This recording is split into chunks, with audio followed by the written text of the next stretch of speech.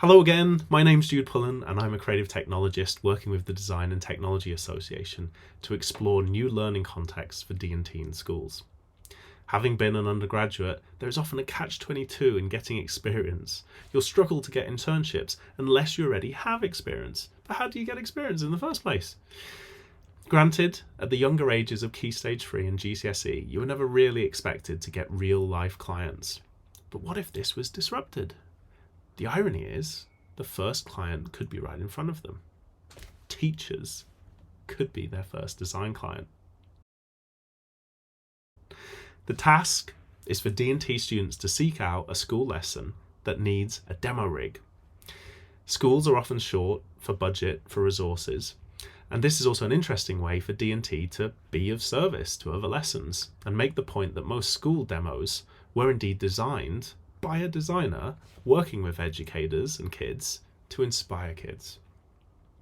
This project turns the tables and entrusts the D&T students with the responsibility of educating others. To give an example, I built a wind tunnel for about £20 to £30, which can be used either by physics tutors to teach aerodynamics of aerofoils, or perhaps history tutors to teach the history of aviation and why it stopped at triplanes and didn't just keep adding more and more wings. Or even sports science might want to test an aerodrome cycling helmet in it. To drive home the point about active learning versus rote learning is that making the students have to really learn the subject matter, they are really compounding their learning. It is not enough just to know the facts, they have to master and embody them in the demo rig itself. If you can't explain it simply, you don't understand it well enough. There's a quote I love from Einstein. I try to apply it to check myself as much as I do to others when in a jargon-heavy or elite group of experts. Indeed, like teachers, the best are able to take an idea and make it accessible to all. But of course, students will find out that it's harder than you think. The point is that D&T students have to understand the subject more deeply than the level they build the demo rig for. In industry, this is quite commonplace, and the designer will have to not only know the particulars of a given device, but the holistic space around it. Building on the lessons from previous learning units of seeing a squirrel's wanton destruction of your bird feeder, the likely irony is that fellow students may well abuse and misuse these demo rigs. This will naturally prompt an emotive discussion on design as whether you need to vandal-proof it or idiot-proof the design, or to explore more nuanced psychological prompts or nudge behaviour to take away from such destruction. These are hard knocks, but vital for any budding designer. Lastly, industry feedback also liked the notion of finding opportunities within the organisation, as this is a key trait of many innovators in design through to entrepreneurs. Secondly, the practice of turning the tables raised a knowing smile, that this is a great practice to start young.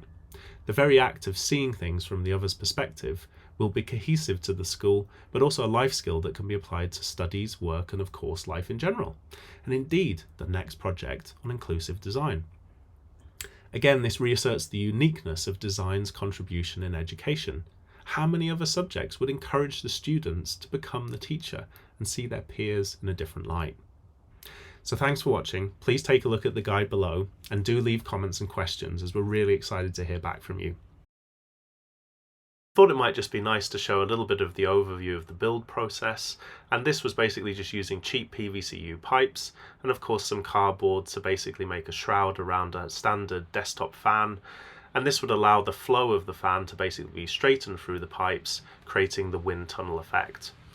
What I really like about this is it just illustrates the point of that you needn't be limited by expensive materials, and even you can still teach all the usual techniques using things like acrylic and 3D printing, and basically we've been creating mods like this to see whether I can improve the actual performance of the fan. And here we've got basically flow and pressure gauges to see whether that is actually working in reality. But again, here we are testing the Wright Brothers, or indeed a scale model of the Wright Brothers first plane, to see whether it actually has some good lift and flight characteristics in the wind tunnel. So I really hope you enjoy building this and indeed other demo rigs like this. Thanks again. Bye.